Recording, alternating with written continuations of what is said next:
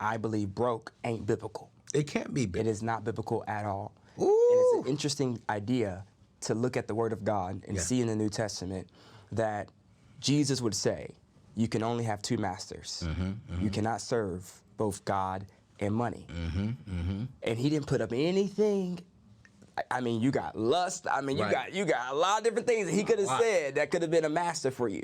Right? A lot of different examples, but he said God and money. And I really do believe that that shows that this is the thing that we have to not just allow it to lord over us, but we lord over it. And how can you lord over something that you don't have? Good God, boy. We already getting started. We already getting started, bro. So, there is a difference, though, to make sure that when we do have the wealth, it doesn't consume us. Exactly. And it doesn't distract us from kingdom, from God, from doing the things of God. Where do you think that balance comes in from? Because, you know, let's be real, you know, your company has done 7 figures to even 8 figures in one calendar year, right? So you've touched $10 million in your business. You've touched the high 7 figures in your business. You're doing extremely well.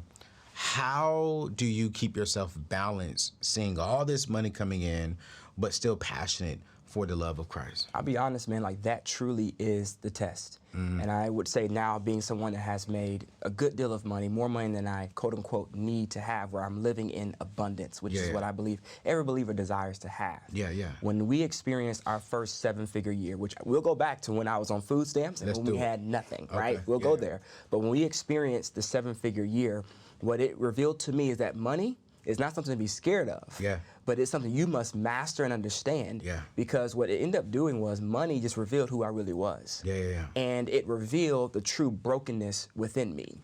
And I think a lot of times we think, okay, let me heal my relationship with God first, then I'll move into having money. But you have to understand that that's not something you just do one time. At every new level, there's a new devil. And so at every income increase I had to reset my relationship with God, because I knew at 6 figures, I need Jesus. At 7 figures, I need Jesus. At 8 figures, I need Jesus. So I needed to, at every level, I had to make sure that my heart was right with the Lord. And when we hit our 7 figures, I did not do that. And when I tell you, it rocked me, because I thought I'm good. I thought I've already done that. I have a foundation. I'm saved. I love God. And this is what I would say, man. People think, oh, well, when you get money, you're not going to need God. That is a big lie. The more money I make, the more I need God. Bro, you hitting on that there, Doc. It didn't happen for me at 7 figures. It happened to me at 6 figures. You know how many ladies I hurt because I thought I was a man because I was making 6 figures? Lied to them, misled them, lied to friends, lied to people who I loved, who I valued. But because I had money in my pocket, I was like, I don't need them. I don't need God. I mean, I knew I needed God, but I was like, oh, God, forgive me. I don't, man, whatever. And I think for me, you're right. The more income I have, I mean, Biggie said it, more money, more problems. But I think that for us in the Christian community, we can have more money and less problems as long as we keep God first. Come on, it's true. And I think, not saying we won't have any, but we won't have as many problems, because if we are stewarding the gift well, if we are stewarding income well, based upon what the Word of God says, we're going to have problems. The enemy's going to come after us. Yes, life is just going to happen. Yes. But if we have the navigation system, the Bible, if we have our love letter, the Bible, then dealing with the income is going to be easier because we have the navigation to deal with it. So I want to go all the way back to the beginning of your story, because what you and I are working on is something that I believe the body of Christ needs. Jamal and I are going to be having a free webinar called Wisdom into Wealth. And we're going to teach people how to go from their wisdom, their God-given gifts and talents, and turn that into a money revenue stream. One of the things, Jamal, I don't like about the community and the culture, and we're going to give you more information. We'll talk about it here in a little bit, and we'll put all the information in today's show notes. But one of the things I don't like about it is when I see out there, people want to lead with everything they have, but they do not want to go back to the beginning. And I think a lot of people are at the beginning of where we were, struggling, divorced, going through marriage problems, thinking, should I leave the job? They're like, okay, I'm at this spot. I have something on the inside of me that I know is ready to be birthed, but I'm dealing with my son issues. I'm dealing with my ex-husband or my ex-wife issues. Me and my wife, or me and my husband are on the same page. Or I'm confused. I don't know what's going on. I want to go all the way back because you haven't always had a 7 to 8 figure business. No. And I know you and your wife have an amazing story that went viral, but I even want to skip over the wife part. I want to talk about your journey to where at the beginning of your wisdom stage, that wasn't well. Let's go there. I mean, you went from, just so y'all may know where Jamal is at right now. Jamal, 7-figure, 8-figure business. Jamal and his wife paid cash for a multi 6-figure business unit, cash. Team members of 10, 20 people. That's where they are now. But I want to go all the way back, Jamal. Where do you say your journey started? I would say my journey really, I mean, for me, personally, it started at the age of 16. Okay. When I first encountered God, right? I mean, that's where things really, I was a shy kid. Okay. I was insecure. Okay. I didn't have any identity, have no understanding of my life outside of just being a good teenager. Encounter God, which that's the beginning for everybody, right? Adam was in the garden with God. No that relationship there was strong and intact. So then you go, I just knew at 16 that I would at some point experience marriage. Yeah. I remember coming from a home that was broken, my mom looking at me one day saying to me, Jamal, what you just saw your dad do to me, what he said to me, Yeah. never treat your wife that way. Wow. Are you ready to transform your career in 2023? I want you to consider Bethel School of Technology, the world's only Christian online tech bootcamp. With African Americans representing just 7.9% of the tech workforce in the US, it's time to bridge that gap and create more opportunities for everyone in this booming industry. Bethel Tech is committed, and I mean this, they're committed to providing accessible, lucrative, and fulfilling tech careers for all individuals. In their comprehensive 9-month program, you'll master essential skills to kickstart your technology career today. The earning potential is crazy impressive. Indeed reports that software developers in the US earn on average about $103,000 per year. What? Choose from programs like cybersecurity and UI UX design and ignite your tech career with passion and with purpose. Forget about accumulating and racking up debt and invest just 9 months to revolutionize the next 9 years of your professional life. Embrace your potential with Bethel Tech and achieve your career aspirations today. Hey, visit anthonyoneal.com/Bethel or click the link in today's show notes to register and take the first step towards a bright future in technology. Hey, talking about a bright future, let's get back to today's show.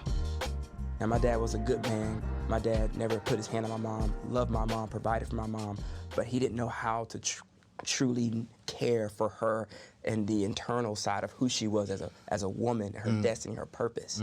And man, when my mom said that to me, it did something to me that I said, God, I don't want to just be a man that just provides for my family. I want to be a man that leads my family, that shepherds my family. And so, man, at that moment, a seed was planted in my heart to do marriage differently when it came from my opportunity.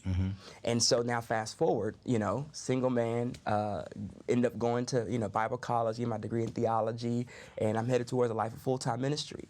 And as a single man, you already know, I was like, Lord, I done it. All right, God, I done kept myself, Lord. I done said no to all the girls that He told me to say no to. I'm in a season where I'm now youth pastor, and God, I'm serving you. I'm serving your kingdom. Yeah. God, where's she at? Where's my wife, Lord? All right. And where's my wife? God, and God said this to me. He said, Jamal, you're so focused on getting married, you have no idea what it takes to stay married. Ooh. And bro, God took me on a 2-year journey where I began to live like a married man as a single man. Wow. I began to study marriage books. I went to marriage conferences. I got marriage mentors as a single man, not dating. Right. And God took me through a season, bro, where I learned how to be a married man. Yeah. And bro, it was in that season that I ended up meeting my wife on Facebook. Yep. And once we got married, I remember, saying to God, why Facebook? Now I'm sharing all this because y'all, this is my journey of God taking me through my process to get the thing that will become the wisdom that He would use to turn into wealth. Yeah. So we get married, and I remember all of our friends and family. Where did this guy come from? Same thing for her. Where did this guy come from? How did this happen? And that's whenever we put our story on YouTube. And it went viral. Yeah. And that's when we got the idea, man, babe, we should just continue to help more people. And we started our first blog, Married and Young, just creating content. At this time, bro, I'm still headed towards a path of full-time ministry. I'm making $10,000 a year in ministry as a part-time youth pastor. I'm working part-time as a red light violation company. And while I'm there, bro, all the people around the table that I'm working with having relationship problems. So once again, I'm in the field. I'm just sharing with my wisdom. Hey, you should do this. Hey, you should do that. Now, lo and behold, people are starting to actually, the relationship advice was helping them. And they getting married. And so this became the place where I was getting trained. And then that's whenever we ended up getting to a place where we got serious with it, and I wrote a book.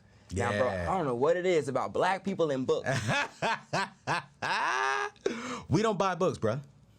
I thought I was about to be rich. I said, listen, call me Dr. Jamal, game time. I'm about to be rich. And, bro, we put the book out, and that's when that book made $1,000.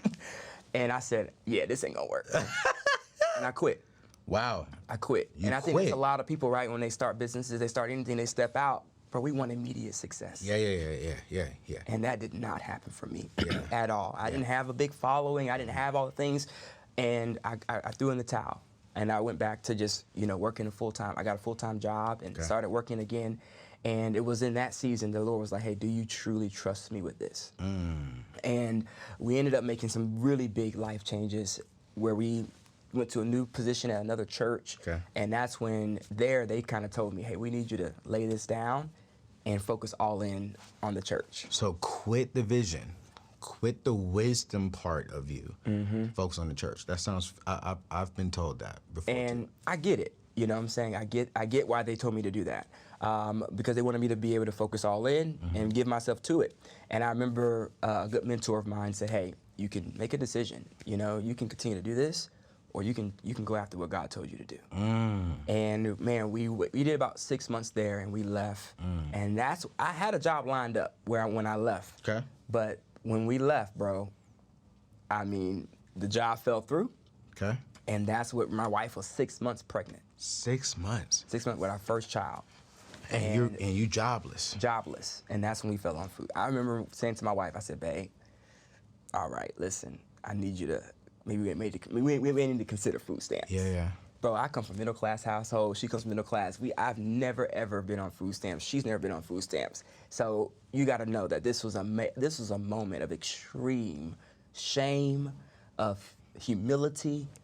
And I remember the moment I told her, and she was like, babe, we don't look. I said, babe, we may not look like it, but we are. Yeah. And look at our bank account. And so we went and applied and got approved immediately, bro. And, bro, at that point, that's when I said, all right, when my business that we've been building on the side no longer can be plan B. It's plan A. It has to be plan A. Now, this is my schedule. I'm working a part-time, finally got a part-time job. I'm going 9 to 12 at the part-time job. Coming home, 12 to 5, driving Uber. Driving for Uber, bro? Yep, every day. And then from 5 to 10, I get home maybe 5:36. Eat dinner, and then from 6 to 11, I'm building my business. That was my life, bro, for an entire year and a half. And while I'm applying for other jobs, trying to get things going. And I think that speaks to a lot of people's time, bro, in terms of when you're building a business, you can't expect it to happen immediately overnight. You're planting those seeds, and seeds take time to produce fruit. So what I hear you saying is you were in survival mode, trying to transition into thrive mode. Exactly. And I think the majority of people are in that survival mode, knowing that there's something on the inside of me. But I think what I also heard you say was plan B can no longer be plan B. It has to be plan A. Plan B is Uber. Plan B is this to get me to plan A. Yes, this is the funder of my dream. Was getting majority of my energy and my creativity Yeah. This may be beginning majority of my effort. Yeah. But there's a difference between effort and creativity. Creativity is ideas, it's concepts, it's the wittiness, but the effort is you got to give energy. At some point, yes, you got to, your hope is that you can give all your effort, all your energy, all your creativity to one thing. But in this season, more than likely, most folks listen to us, they're having to divide their energy between two places.